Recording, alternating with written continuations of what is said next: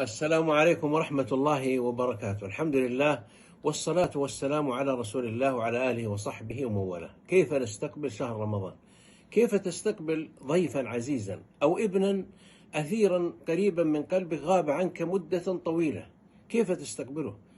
بل كيف تستقبل أنت مثلا الصلاة إذا ذهبت إليها؟ أما تتوضأ وتستصحب معك السواك وتتهيأ؟ صلاة الجمعة تستقبلها بغسل وبطيب وبلباس جميل، وكذلك صلاة العيد.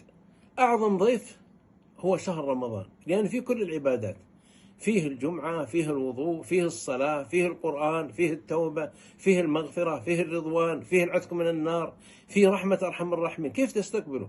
فرغ قلبك من الإصرار على المعاصي، انكسر لرب العالمين، استغفر ربك، تهيأ بتوبة نصوح، رد المظالم، اقبل على ربك سبحانه وتعالى، وفرغ روحك للقاء هذا الشهر بكثرة تلاوة القرآن، بمحافظة على الصلوات الخمس، بكثرة النوافل، بالصدقة، بكثرة الذكر، بالمحافظة على أوامر الله، بالبر والصلة، بتفطير الصائمين، بالاهتمام بالأهل، بالجلسات الروحية خاصة عند الإفطار وعند السحر، باغتنام الفرص التي الرسول صلى الله عليه وسلم يقول: رغم أنف من أدركه رمضان فلم يغفر له. يدعو عليه الرسول صلى الله عليه وسلم، لأن أكبر فرصة في حياتك أن يدرك رمضان، لأنها تفتح فيها أبواب الجنة وتغلق فيها أبواب النار وتصفد فيه الشياطين. طيب وش بقي؟ خلاص سمح لك بأشياء وفرص لا تتهيأ لك إلا في رمضان.